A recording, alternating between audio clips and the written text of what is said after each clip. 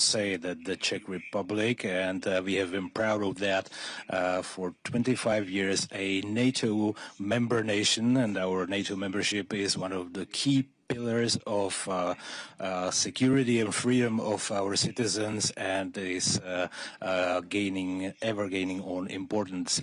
We are a staunch ally, standing side by side to our NATO allies, and for NATO to be strong, unified, and able to face any threats.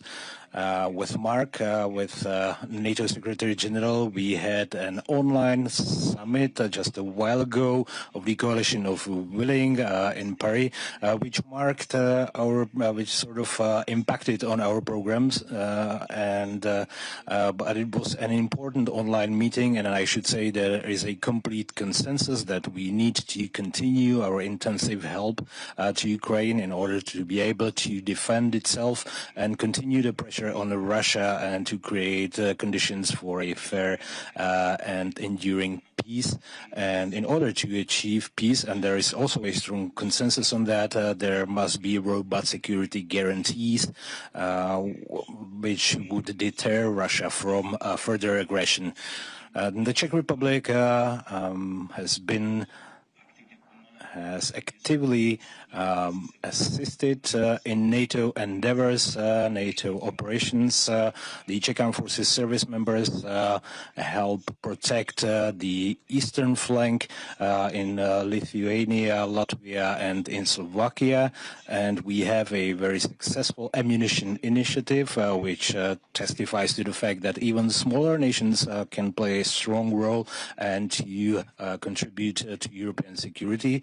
And we will continue this initiative, and I'm very proud that during my tenure as the Prime Minister, the Czech Republic changed from sort of a free rider or fair dodger into an ally that is reliable and the one that meets its commitments.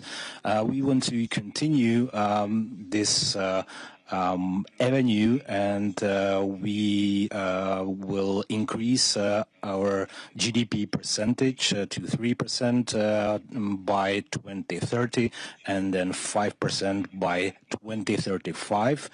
And the draft national budget, which we will approve soon, we have 2.35% for the next year.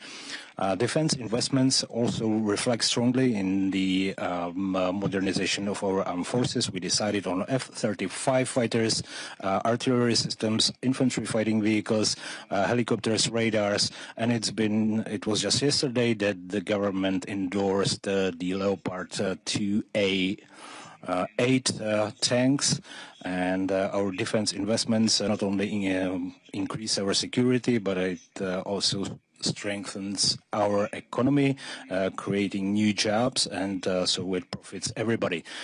And we are able to cover the whole production chain from nitrocellulose up to black powder.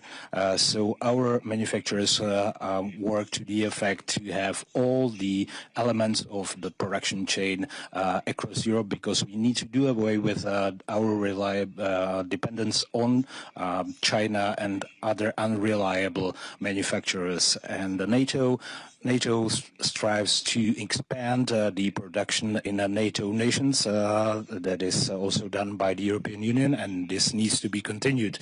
As I mentioned, the Czech Ammunition Initiative, I should also say clearly that we will abide our promise that we will deliver to Ukraine at least the same quantity of ammunition pieces or munitions. Last year it was 1.5 million, and this year we have been able to deliver 1.1 million rounds. And it's clear that sufficient firepower in artillery continues to be one of the key elements of defense against the Russian aggression. We also continue the training of Ukrainian forces, and we are about to start the training of the Ukrainian F-16 pilots on our subsonic aircraft and simulators. This is just very shortly, since we have this time pressure. I would like to thank Mark, to NATO Secretary General, for his visit and for very forthcoming and constructive dialogue we have had. Thank you very much. Dear Petr, it's a pleasure to see you again, and now in Prague today. Czechia is a staunch and a reliable ally.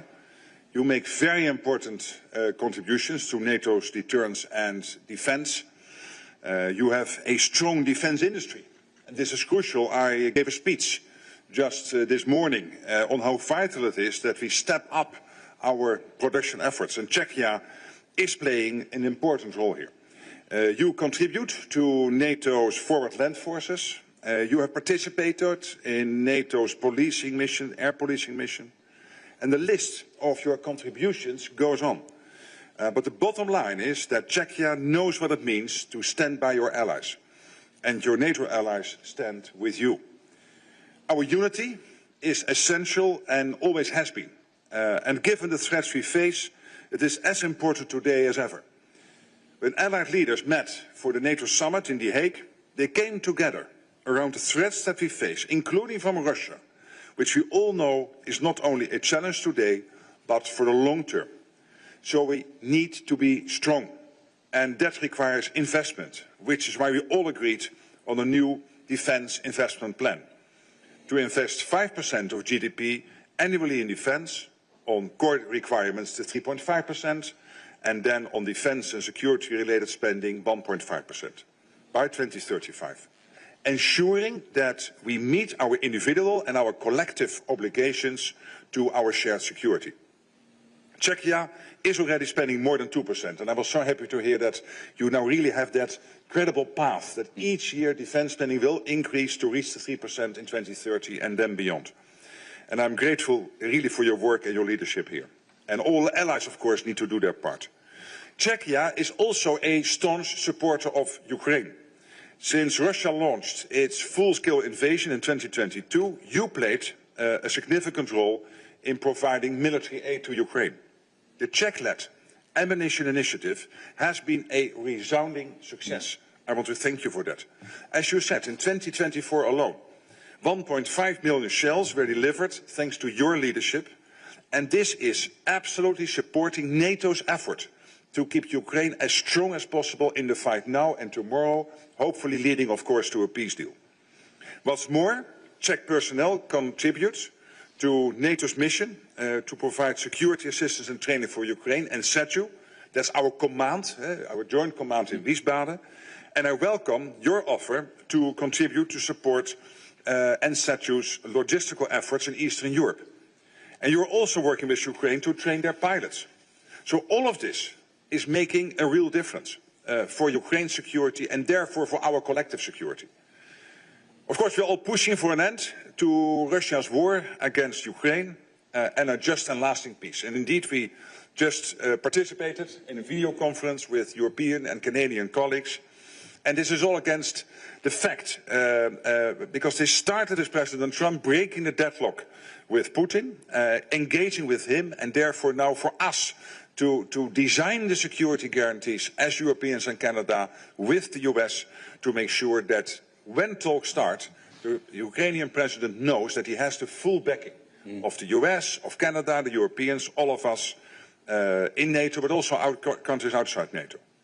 And of course, knowing that the prime foundation for all of this will be the Ukraine's armed forces itself. So you will have these Ukrainian armed forces as strong as possible, and on top of that, these security guarantees. And finally, mid-July, the American president decided to again have a massive flow of non-lethal and lethal weapons into Ukraine, paid for by NATO allies. So that scheme is now working.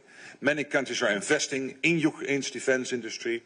And of course, there are the bilateral projects. But here, you are leading the way again with the Czech ammunition initiative. And again, want to highlight that. Thank you for that. Thank you for your leadership, our personal friendship over the years, and my previous role and this role. We stand together. And I know I can count, NATO can count on Czechia's continued commitment. Thank you so much. Thank you. Tak, já moc děkuji obou řečníkům. Thank you very much. And we have just time for one question. So Czech TV Czech television. Let me follow on what you said in the morning, that according to you, Russia will be a confronting and destabilization force in Europe.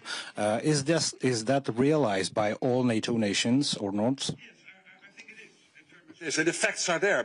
Russia is investing 40% of its state budget in defense. And of course, you sometimes here and there have a nice parade. But that's not why they are investing all that money. They are investing it because they want to be successful in Ukraine, and we have to prevent them from being successful. But beyond Ukraine, it will not stop.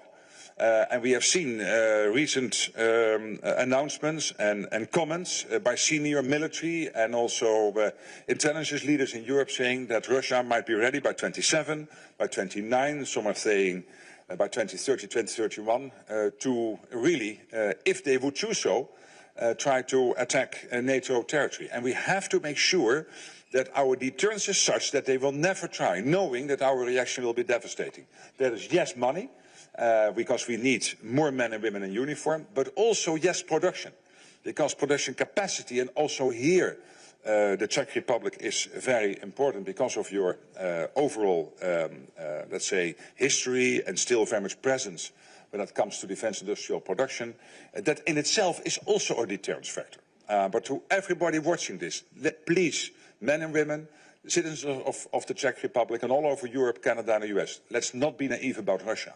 We know what Putin tries to do, and the evidence is there in Ukraine as we speak, and it is there. That's a threat for the long term, I'm afraid.